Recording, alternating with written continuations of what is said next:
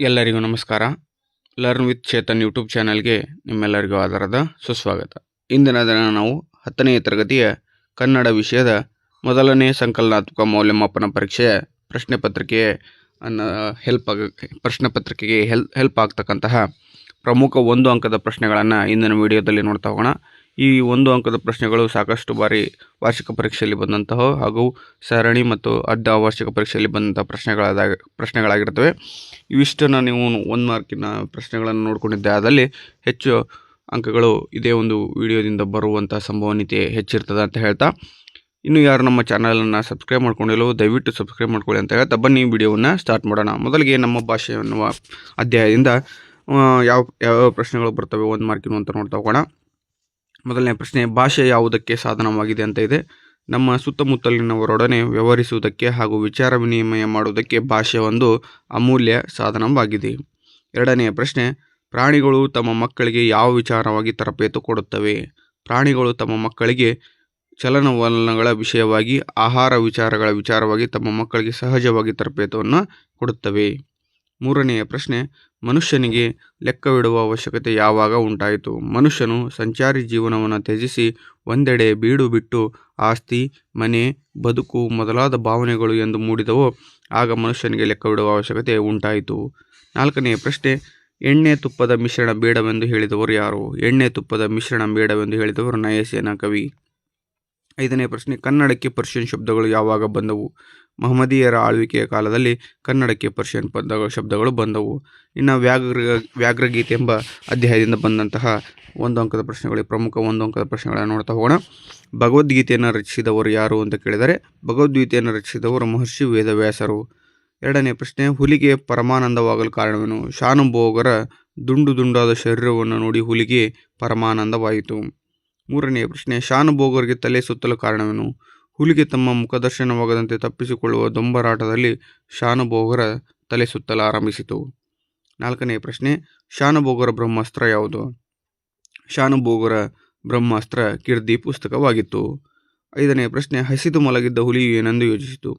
ಹಸಿದು ಮಲಗಿದ್ದ ಹುಲಿಯು ವಿಧಿ ಆಹಾರಕ್ಕೆ ಏನನ್ನು ಒದಗಿಸುವುದೋ ಎಂದು ಯೋಚಿಸಿತು. ಇನ್ನು ಗದ್ಯಪಾಠ 3 ಭಾಗ್ಯಶಿಲ್ಪಿಗಳು ಪಾಠದಿಂದ ಬರ್ತಕ್ಕಂತಹ 1 ಅಂಕದ ಪ್ರಮುಖ ಪ್ರಶ್ನೆಗಳನ್ನು ನೋಡ್ತಾ ಹೋಗೋಣ. 1ನೇ ಪ್ರಶ್ನೆ, ನಾಲ್ವಡಿ ಕೃಷ್ಣರಾಜ ಒಡೆಯರು ಯಾವಾಗ ಪಟ್ಟಾಭಿಷಿಕ್ತರಾದರು. ನಾಲ್ವಡಿ ಕೃಷ್ಣರಾಜ ಒಡೆಯರು ಕ್ರಿಸ್ತಶಕ 1895ರಲ್ಲಿ ಪಟ್ಟಾಭಿಷಿಕ್ತರಾದರು. ಎರಡನೇ ಪ್ರಶ್ನೆ, ನಾಲ್ವಡಿ ಕೃಷ್ಣರಾಜ ಒಡೆಯರು ಯಾವುದಕ್ಕಾಗಿ ಕಂಕಣಬದ್ಧರಾದರು. ನಾಲ್ವಡಿ ಕೃಷ್ಣರಾಜ ಒಡೆಯರು ಮೈಸೂರು ರಾಜ್ಯದ ಸರ್ವತೋಮುಖ ಅಭಿವೃದ್ಧಿಗೆ ಕಂಕಣಬದ್ಧರಾದರು. ಮೂರನೇ ಪ್ರಶ್ನೆ, ಏಷ್ಯಾ ಖಂಡದಲ್ಲಿ ಮೊದಲು ಪ್ರಾರಂಭಿಸಿದ ಜಲವಿದ್ಯುತ್ ಯೋಜನೆ ಯಾವುದು. ಶಿವನ ಸಮುದ್ರ ಜಲವಿದ್ಯುತ್ ಯೋಜನೆ ಏಷ್ಯಾ ಖಂಡದಲ್ಲೇ ಮೊದಲು ಪ್ರಾರಂಭಿಸಿದ ಜಲವಿದ್ಯುತ್ ಯೋಜನೆ ಆಗಿದೆ. 4ನೇ ಪ್ರಶ್ನೆ, ಬ್ರಿಟಿಷ್ ಸರ್ಕಾರ ವಿಶ್ವೇಶ್ವರಯ್ಯ ಅವರಿಗೆ ಯಾವ ಪದವಿಯನ್ನು ನೀಡಿ ಗೌರವಿಸಿತು. ಬ್ರಿಟಿಷ್ ಸರ್ಕಾರ ವಿಶ್ವೇಶ್ವರಯ್ಯ ಅವರಿಗೆ ಸರ್ ಪದವಿಯನ್ನು ನೀಡಿ ಗೌರವಿಸಿತು. 5ನೇ ಪ್ರಶ್ನೆ, ವಿಶ್ವೇಶ್ವರಯ್ಯ ಅವರನ್ನು ದಿವಾನರಾಗಿ ನೇಮಿಸಿದವರು ಯಾರು. ವಿಶ್ವೇಶ್ವರಯ್ಯ ಅವರನ್ನು ದಿವಾನರನ್ನಾಗಿ ನೇಮಿಸಿದವರು ನಾಲ್ವಡಿ ಕೃಷ್ಣರಾಜ ಒಡೆಯರು. 6ನೇ ಪ್ರಶ್ನೆ, ವಿಶ್ವೇಶ್ವರಯ್ಯ ಅವರ ಹುಟ್ಟುಹಬ್ಬದ ನೆನಪಿಗಾಗಿ ಯಾವ ದಿನಾಚರಣೆಯನ್ನು ಮಾಡಲಾಗುತ್ತದೆ. ವಿಶ್ವೇಶ್ವರಯ್ಯ ಅವರ ಹುಟ್ಟುಹಬ್ಬದ ನೆನಪಿಗಾಗಿ ಇಂಜಿನಿಯರ್ ದಿನವಾಗಿ ಆಚರಿಸಲಾಗುತ್ತದೆ. 4ನೇ ಪಾಠ, ಎದೆಗೆ ಬಿದ್ದ ಅಕ್ಷರ. ಮೊದಲನೇ ಪ್ರಶ್ನೆ, ಇಂದಲ್ಲ ನಾಳೆ ಫಲ ಕೊಡುವ ಅಂಶಗಳಾವು.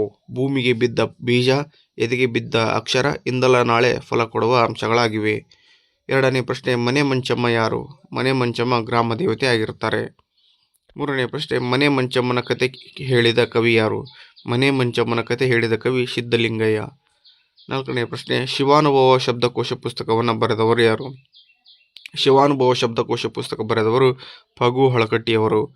5ನೇ ಪ್ರಶ್ನೆ, ವಚನಕಾರರಿಗೆ ಯಾವುದು ದೇವರಾಗಿತ್ತು. ವಚನಕಾರರಿಗೆ ಅವರವರ ಪ್ರಜ್ಞೆಯೇ ದೇವರಾಗಿತ್ತು. ಅಶೋಕ ಪೈ ಅವರ ವೃತ್ತಿ ಯಾವುದು. ಅಶೋಕ ಪೈ ಅವರು ಮನೋವೈದ್ಯರು ಆಗಿದ್ದರು.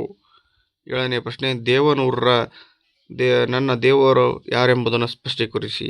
ಚಾವಣಿ ಇಲ್ಲದ ಗುಡಿಯಲ್ಲಿ ಕಾರುಣ್ಯ ಸಮತೆಯ ಬುದ್ಧನನ್ನು ಇಟ್ಟರೆ ಅದೇ ನನ್ನ ದೇವರಾಗುತ್ತದೆ ಎಂದು ನನ್ನ ದೇವರು ಯಾರು ಎಂಬುದನ್ನು ಸ್ಪಷ್ಟೀಕರಿಸುತ್ತಾರೆ.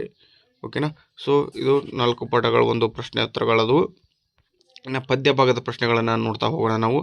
ಪದ್ಯ ಭಾಗದಲ್ಲಿ ಮೊದಲನೇದಾಗಿ ಸಂಕಲ್ಪ ಗೀತೆ ಬರ್ತದೆ. ಸೊ ಮೊದಲೇ ಪ್ರಶ್ನೆ ನೋಡ್ತಾ ಹೋಗೋಣ. ಯಾವುದನ್ನು ಎಚ್ಚರದಲ್ಲಿ ಮುನ್ನಡೆಸಬೇಕು. ಬಿರುಗಾಳಿಯಿಂದ ಹೊಯ್ದಾಡುತ್ತಿರುವ ಹಡಗನ್ನು ಎಚ್ಚರಿಕೆಯಿಂದ ಮುನ್ನಡೆಸಬೇಕು. ನದಿ ಜಲಗಳು ಏನಾಗಿವೆ. ನದಿ ಜಲಗಳು ಕಲುಷಿತವಾಗಿವೆ. ಯಾವುದಕ್ಕೆ ಮುಂಗಾರಿನ ಮಳೆಯಾಗಬೇಕು. ಕಲುಷಿತಗೊಂಡ ನದಿಯ ಜಲಕ್ಕೆ ಮುಂಗಾರಿನ ಮಳೆಯಾಗಬೇಕು. ಕಾಡು ಮೇಡುಗಳ ಸ್ಥಿತಿ ಹೇಗಿದೆ? ಕಾಡು ಮೇಡುಗಳು ಬರಡಾಗಿವೆ. 5ನೇ ಪ್ರಶ್ನೆ, ಯಾವ ಎಚ್ಚರದಳು ಬದುಕಬೇಕಿದೆ? ಮಾತುಗಳೆಲ್ಲವೂ ಪಥಗಳು ಎನ್ನುವ ಹೊಸ ಎಚ್ಚರದಲ್ಲಿ ಬದುಕಬೇಕಾಗಿದೆ.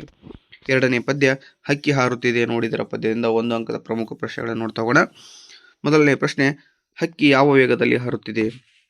ಹಕ್ಕಿಯು ಗಾವುದ ರೀತಿಯಲ್ಲಿ ಹಾರುತ್ತಿದೆ. 2ನೇ ಪ್ರಶ್ನೆ, ಹಕ್ಕಿಯ ಗರಿಯಲ್ಲಿ ಯಾವ ಬಣ್ಣಗಳಿವೆ?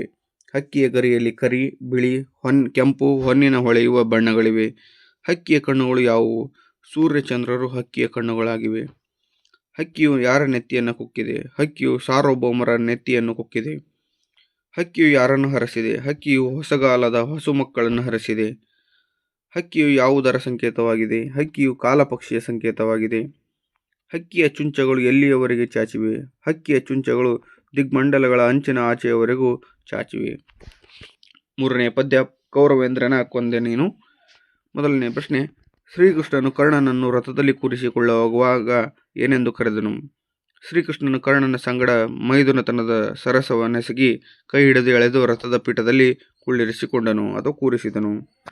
2ನೇ ಪ್ರಶ್ನೆ, ಕುಮಾರವ್ಯಾಸನ ಆರಾಧ್ಯ ದೈವ ಯಾರು? ಕುಮಾರವ್ಯಾಸನ ಆರಾಧ್ಯ ದೈವ ಗದುಗಿನ ವೀರನಾರಾಯಣ. 3ನೇ ಪ್ರಶ್ನೆ, ಅಶ್ವಿನಿ ದೇವತೆಗಳ ವರಬಲದಿಂದ ಜನಿಸಿದವರು ಯಾರು? ಅಶ್ವಿನಿ ದೇವತೆಗಳ ವರಬಲದಿಂದ ಜನಿಸಿದವರು ನಕುಲ ಮತ್ತು ಸಹದೇವರು. ಕುಮಾರವ್ಯಾಸ ಕವಿಗಿರುವ ಬಿರುದು ಯಾವುದು? ಕುಮಾರವ್ಯಾಸನಿಗಿರುವ ಬಿರುದು ರೂಪಕ ಸಾಮ್ರಾಜ್ಯ ಚಕ್ರವರ್ತಿ. ನಾರಾಯಣಪ್ಪನಿಗೆ ಕುಮಾರವ್ಯಾಸ ಎಂಬ ಹೆಸರು ಏಕೆ ಬಂತು? ನಾರಾಯಣಪ್ಪನು ವ್ಯಾಸರು ಬರೆದ ಸಂಸ್ಕೃತದ ಮಹಾಭಾರತವನ್ನು ಕನ್ನಡದಲ್ಲಿ ಕರ್ನಾಟ ಭಾರತ ರಚಿಸಿದ್ದರಿಂದ ಕುಮಾರವ್ಯಾಸ ಎಂಬ ಹೆಸರು ಬಂದಿತು. ಕರ್ನಾಟ ಭಾರತ ಕಥಾಮಂಜರಿಯಿಂದ ರಚಿಸಿದ್ದರಿಂದ ಕುಮಾರವ್ಯಾಸ ಎಂಬ ಹೆಸರು ಬಂದಿತು ಅಂತ ಬರೆದ್ರೆ ಸಾಕು. ಇನ್ನು ಚಲಮನೆ ಮೆರೆವಮ್ಮನ ಪದ್ಯದಿಂದ ಬರ್ತಕ್ಕಂತಹ ಪ್ರಮುಖ 1 ಅಂಕದ ಪ್ರಶ್ನೆಗಳನ್ನು ನೋಡ್ತಾ ಹೋಗೋಣ. ಮೊದಲನೇ ಪ್ರಶ್ನೆ, ನಿಮಗೆ ನಮಸ್ಕರಿಸಿ ಹೋಗಲು ಬಂದೆನೆಷ್ಟೇ ಎಂದು ದುರ್ಯೋಧನನು ಯಾರಿಗೆ ಹೇಳುವನು? ನಿಮಗೆ ನಮಸ್ಕರಿಸಿ ಹೋಗಲು ಬಂದೆನೆಷ್ಟೇ ಎಂದು ದುರ್ಯೋಧನನು ಭೀಷ್ಮನಿಗೆ ಹೇಳುವನು. 2ನೇ ಪ್ರಶ್ನೆ, ದಿನಪಸುತ ಎಂದರೆ ಯಾರು?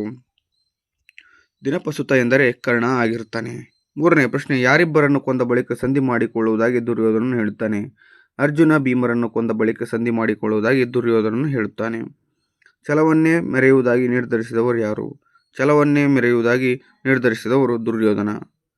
5ನೇ ಪ್ರಶ್ನೆ, ಅಂತಕಾದ್ಮಜ ಎಂದರೆ ಯಾರು? ಅಂತಕಾದ್ಮಜ ಎಂದರೆ ಧರ್ಮರಾಯ ಆಗಿರ್ತಾರೆ. ಸೊ ಇವು 4 ಪದ್ಯಗಳ 1 ವಾಕ್ಯದ ಪ್ರಶ್ನೆಗಳಾಗಿದ್ದವು. ಸೊ ಮೊದಲನೇ ಭಾಗದಲ್ಲಿ ನಾವೇನು ಮಾಡಿದ್ವಿ? ಗದ್ಯ ಭಾಗದ 1 ಅಂಕದ ಪ್ರಶ್ನೆಗಳನ್ನು ನೋಡಿದ್ವಿ. ಈಗ ಪದ್ಯ ಭಾಗದ 1 ಅಂಕದ ಪ್ರಶ್ನೆಗಳನ್ನು, ಪ್ರಮುಖವಾದಂಥ ಪ್ರಶ್ನೆಗಳನ್ನು ನೋಡ್ತಾ ಹೋಗಿದ್ವಿ. ಸೊ ಇದೇ ರೀತಿ ನಿಮಗೆ 2 ಅಂಕದ ಪ್ರಶ್ನೆಗಳು, 3 ಅಂಕದ ಪ್ರಶ್ನೆಗಳು ಹಾಗೂ 4 ಅಂಕದ ಪ್ರಶ್ನೆಗಳು ಗ್ರಾಮರ್ನ ವಿಷಯದ ವಿಡಿಯೋವನ್ನು ನಿಮ್ಮ ಮುಂದೆ ತರಲಿಕ್ಕೆ ನಾವು ಪ್ರಯತ್ನವನ್ನು ಮಾಡ್ತೀವಿ. ಸೊ ಇದು ಭಾಗ 1 ಆಗಿರ್ತದೆ. ಸೊ ನಾಳೆ ನಾಡಿದ್ದು ಅಥವಾ ಇವತ್ತು ಸಂಜೆ ನಿಮಗೆ ಇನ್ನೂ ಹೆಚ್ಚು ವಿಡಿಯೋಗಳನ್ನು ಅಪ್ಲೋಡ್ ಮಾಡಲಿಕ್ಕೆ ಪ್ರಯತ್ನವನ್ನು ಮಾಡ್ತೇವೆ ಅಂತ ಹೇಳ್ತಾ, ಈ ವಿಡಿಯೋ ನಿಮಗೆ ಇಷ್ಟ ಆಗಿದ್ದರೆ ದಯವಿಟ್ಟು ಲೈಕ್ ಮಾಡಿ, ಶೇರ್ ಮಾಡಿ, ಕಮೆಂಟ್ ಮಾಡಿ ಅಂತ ಹೇಳ್ತಾ, ಸಬ್ಸ್ಕ್ರೈಬ್ ಮಾಡ್ಕೊಳ್ಳೋದನ್ನು ಮರಿಬೇಡಿ. ಹಾಗೆ ನಿಮ್ಮ ಒಂದೊಂದು ಸಬ್ಸ್ಕ್ರಿಪ್ಷನ್ ಕೂಡ ನಮಗೆ ತುಂಬ ಸಹಾಯವಾಗುತ್ತೆ ಅಂತ ಹೇಳ್ತಾ ಇಲ್ಲಿಗೆ ವಿಡಿಯೋವನ್ನು ಮುಕ್ತಾಯಗೊಳಿಸ್ತಾ ಇದ್ದೇವೆ. Thank you so much.